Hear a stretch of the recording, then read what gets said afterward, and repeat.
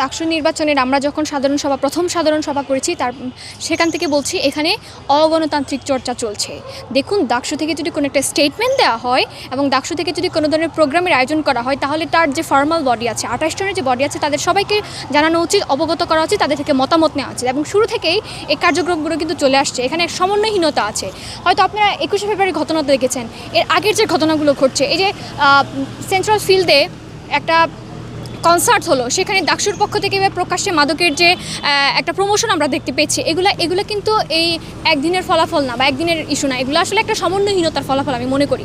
এবং আমি কখনো চাই না যে এই ধরনের চর্চা চলুক, কারণ আমরা যেদিন প্রথম সভা করেছি সেদিন কিন্তু ডাকসুর পক্ষ থেকে জিএস যে আছে সে কিন্তু বলেছে যে নির্বাচিত হওয়ার পরে আমরা কোনো প্যানেলে নাই, আমরা কোনো ধরনের দলকানা হব না, আমরা কোনো ধরনের নিজেদের দল নিয়ে আমরা কোনো ধরনের কর্মসূচি রাখবো না, বরং আমরা নির্বাচিত যারা হয়েছি তারা সবাই মিলে একসাথে কাজ করব। কিন্তু আমি আসলে ওই আগের ওই যে স্টেটমেন্টের সাথে এখনকার বর্তমান যে অবস্থা সেটার সামঞ্জস্য আমি দেখি না আর কি। গুটি কয়েক মানুষজন বাদে তাদের প্যানেল বা যেখানে সংখ্যাগরিষ্ঠ শিবির প্যানেল থেকে যারা আসে তাদের সাথেও কিছুটা এরকম হচ্ছে আর কি। মানে আমরা আসলে অন্য তাদের সেম প্যানেল থেকে যারা আসছে তারাও কিন্তু এই ধরনের অ্যালিগেশনগুলো দিচ্ছে।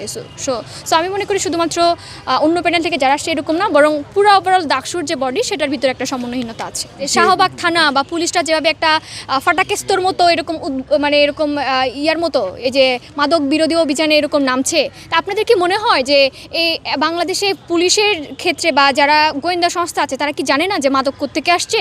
সো এগুলো হচ্ছে লোক দেখানো এক ধরনের কার্যক্রম। যদি আসলেই এই পুলিশ প্রশাসন থেকে শুরু করে স্টেটের বা রাষ্ট্রের যদি আসলেই এই মাদক যদি নির্মূল করার সত্যিকারের প্রয়াস থাকে, তাহলে আমি মনে করি এটা খুব দ্রুত সম্ভব। কিন্তু এই যে যারা চুনোপুঁতি আসলে তাদেরকে ধরা হচ্ছে, কিন্তু রাঘব বোয়াল যারা আছে তাদেরকে কিন্তু ধরা হচ্ছে না। সো ডাকসু থেকে এরকম মাদক বিরোধী অভিযান চালানো হয়েছে, সেটা সাধুবাদ জানায়, কিন্তু আসলে এটার পর এই অভিযানের মধ্য দিয়ে সাধারণ নাগরিকদের কিন্তু বিভিন্নভাবে হেনস্থা করা হয়েছে, সেটারও প্রতিবাদ জানায়। কারণ আমরা মনে করি যে কোনো মানুষ যদি অপরাধ করে থাকে, কোনো মানুষ যদি মাদক বিক্রি বা মাদক সেবনের সাথে সরাসরি যুক্ত থাকে, তাহলে কিন্তু তাকে আমাদের দেশে যে আইন ব্যবস্থা আছে সেটার মাধ্যমে আমরা বিচার ব্যবস্থা করব। তাকে কিন্তু এই যে প্রকাশ্যে থাপ্পড় দিয়ে বা কীভাবে শারীরিকভাবে লাঞ্ছনা বঞ্চনা করে তো এই ধরনের কোনো আমরা অ্যালিগেশন আমরা দেখতে পাই না। কিন্তু অপরাধী যদি অপরাধ করে থাকে তাহলে একটা নির্দিষ্ট আইন আছে, সেটার মাধ্যমে তাদেরকে নিয়ে যাওয়া হোক।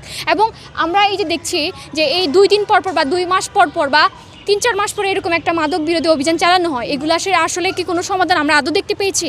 এগুলোর তো কোনো সাস্টেনেবল সমাধান আমরা দেখতে পাই না। বরং আমি মনে করি এই মাদকের সাথে যারা যুক্ত আছে, যারা স্টেট লেভেলে আছে, স্বরাষ্ট্র মন্ত্রণালয় থেকে শুরু করে তাদেরকে এই অবস্থানে নিয়ে আসতে হবে। কারণ আপনি যদি উপরের মহলদেরকে বা রাঘব বোয়ালদেরকে ধরতে না পারেন, তাহলে সে চুনোপুঁতিদেরকে 2 দিন পর এরকম ফাটাকেস্ত অভিযানে আপনি কিচ্ছু করতে পারবেন না।